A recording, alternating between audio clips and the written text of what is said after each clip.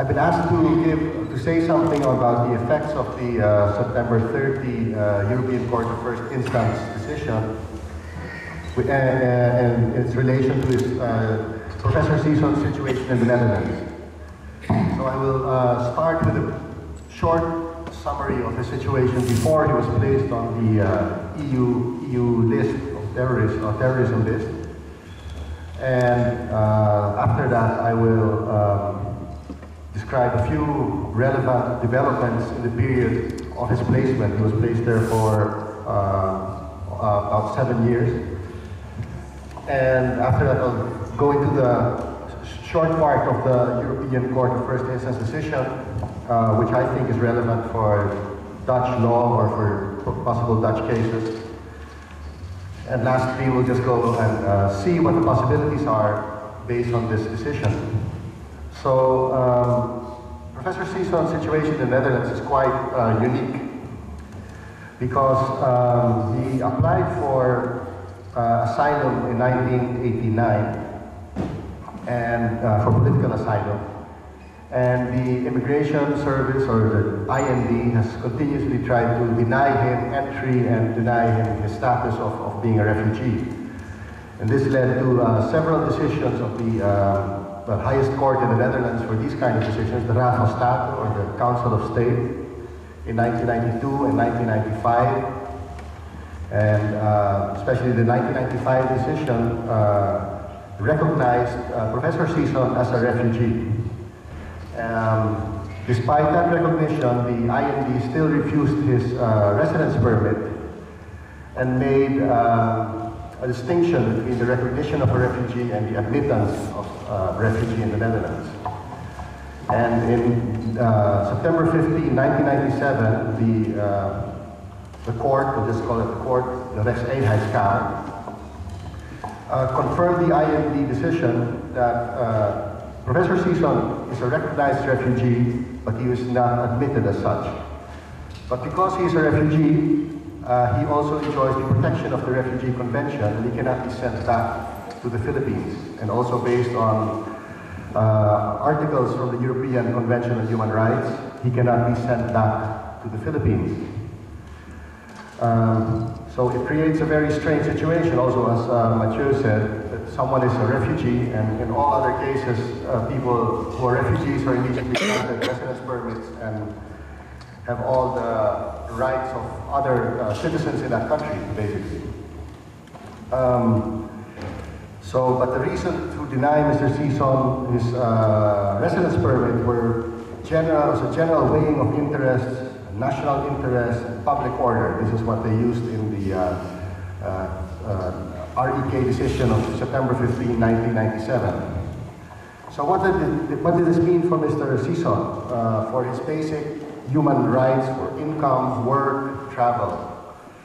Just for example, he tried to apply for, or he applied for a residence permit so that he could work in the Netherlands.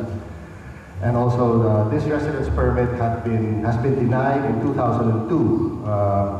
The court stated, just to summarize it shortly, that based on the Refugee Convention, you do not derive the right to work in the country. And also, the European Convention on Human Rights does not give you such a right.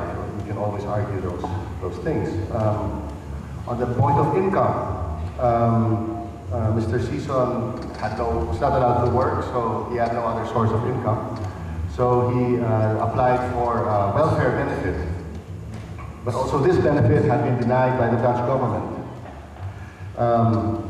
It was good that Mr. Sison, in the period that he was fighting his legal battle for the asylum case, he resided legally here because he won the procedures at the Raad van State.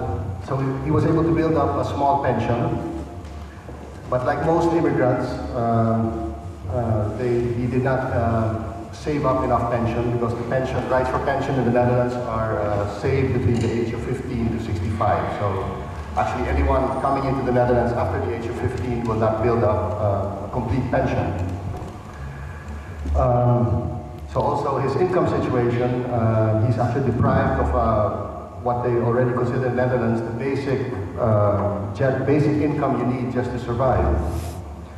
As for the point of travel, because Mr. Sison has no residence permit, it's not easy for him to travel. He also doesn't have a passport. So the only way for him to travel outside of the Netherlands is by asking emergency documents, also known as laissez-passés. And the Dutch government uses very restrictive policies on the laissez-passés, making it virtually impossible to travel outside of the Netherlands unless you have very serious humanitarian grounds, such as health issues within the family or these kind of things. The Dutch government also denied Mr. Sison his right to housing. He was also told by the Dutch government to vacate his house within 3 days, but luckily his wife also still lives in that house, so she still has the right to live there. So Professor Sison was placed on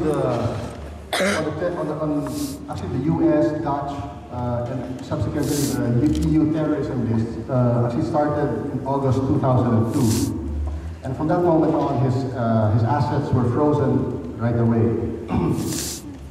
And it was only until December 9 or 10, I believe, was the date that it was lifted, because the Dutch government or the EC did not file an appeal against the decision, against the September 30 decision. So in those 7 years, some interesting developments also happened. First of all, in 2004, the European Union adopted a common EU asylum policy, or in the context of a common EU asylum policy, the EU also made a directive which intends to set minimum standards for refugees in the whole EU. And this directive was supposed to be implemented in all the EU countries in 2006.